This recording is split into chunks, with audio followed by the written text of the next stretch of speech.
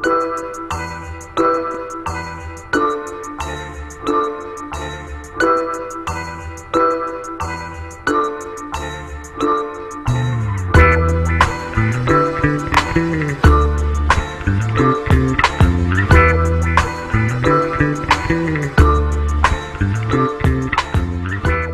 Azores is a Portuguese archipelago of volcanic origin, located in the middle of the Atlantic Ocean at about 760 miles from Lisbon and 2,110 miles from the east coast of North America. Approximately 240,000 Azoreans live within the archipelago's 868 square miles. It is said that the islands were discovered in 1427, possibly by Diogo de Silves, and its settlement started in 1444 with people from the continental provinces of Algarve and Alentejo. It's believed the Azorean emigration goes back to the beginning of the island settlement. However, regular immigration began only in the 17th century. The main destinations of Azorean immigration were Brazil, beginning in 1747, United States, beginning in the second half of the 18th century, Bermuda, beginning in 1849, Hawaii during the late years of the 19th century, and Canada, beginning mainly in 1953.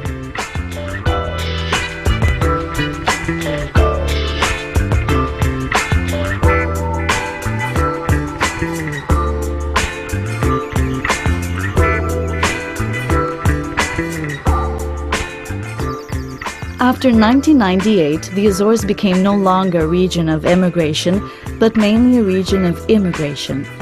The earthquake that hit mainly the islands of Faial, Pico and São Jorge, destroying important infrastructures, marked the arrival of Brazilians, Cape Verdeans and Ukrainians, among others, to the archipelago. Nowadays, they correspond to approximately 2% of the region's total population.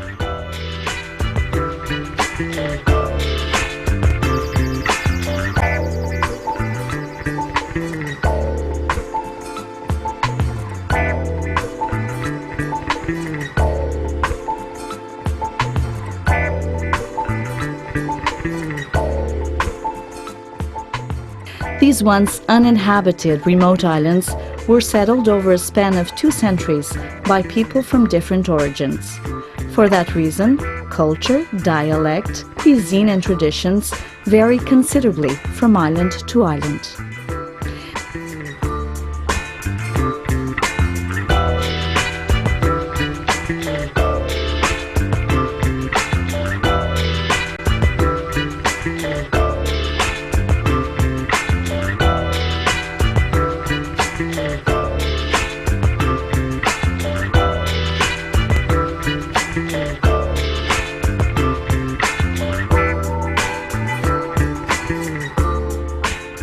The international airport João Paulo II in São Miguel Island is the main entrance to the Azores.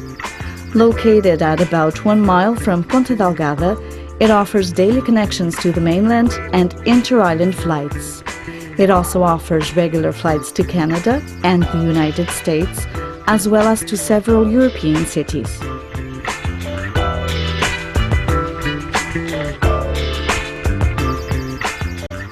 When discoverers arrived, the island welcomed them dressed in gown.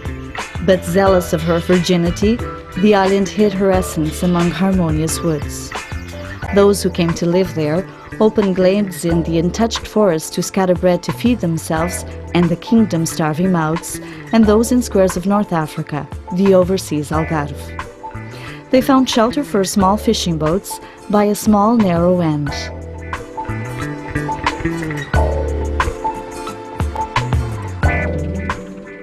And the village started growing.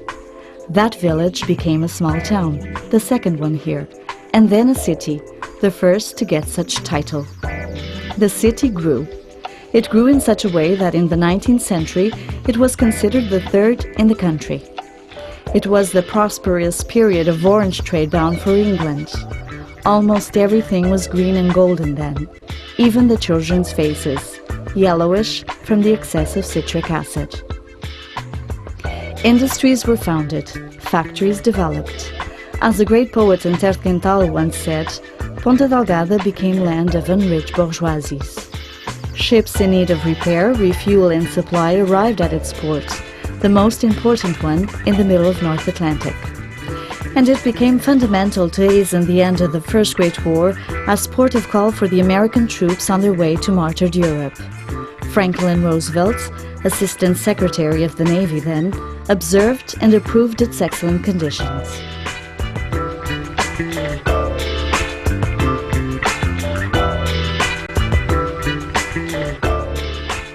In an island with about 750 square kilometers, nothing is very far.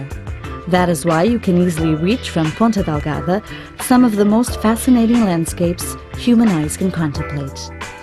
You can reach them through modern highways, which at the end of the journey remain the good old roads over magnificent sceneries.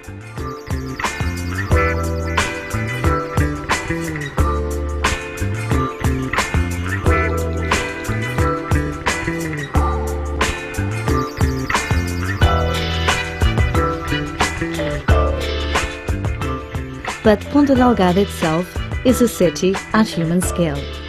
Its population has been of about 22,000 inhabitants for over a century. Its most important historic places and its most beautiful sites can be visited walking calmly. Great parks with species of trees from all over the world, old noble manor houses, old monasteries and churches, one of them, the Santo Andrés, transformed into a museum where there is a bit of everything, having the magnificent Baroque church of the former Colégio dos Jesuítas as its annex for sacred art.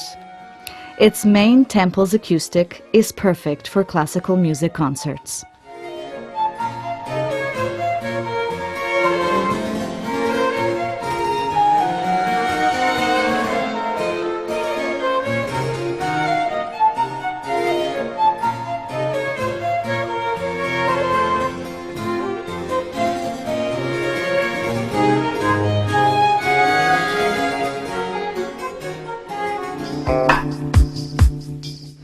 However, Ponta Delgada has grown modern. Fortunately, the will to bring to life the latest of architecture has often respected the convenience of preserving most of those memories built of stone. That is why the city expanded itself in buildings suited to new social and trade demand, but not in population, since people settled mainly in the suburbs.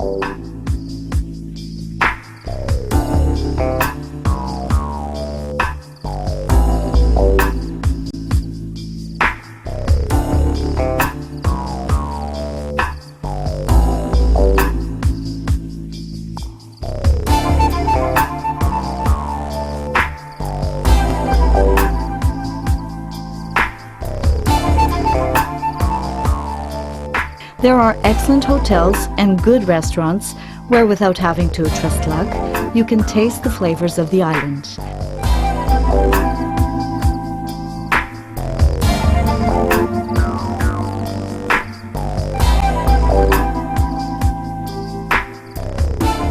And big playhouses of appreciable quality, like Teatro Miguelense, which is also used as congress venue.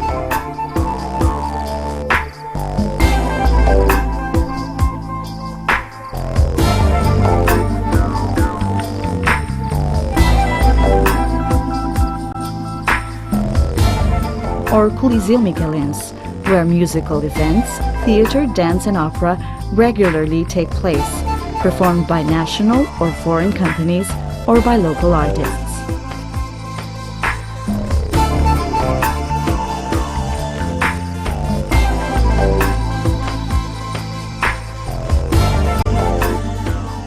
The University of the Açores is known worldwide for scientific research, mainly volcanology and biology.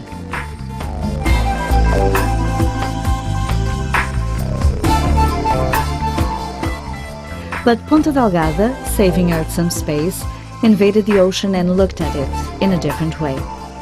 And it widened into an avenue with several architectonic styles, which joins one of the oldest areas of the city to the modernity of a marina and to the greatness of Portas do Mar, where big cruise ships call and a variety of shops become the new gathering place, a good alternative to other traditional entertaining spots.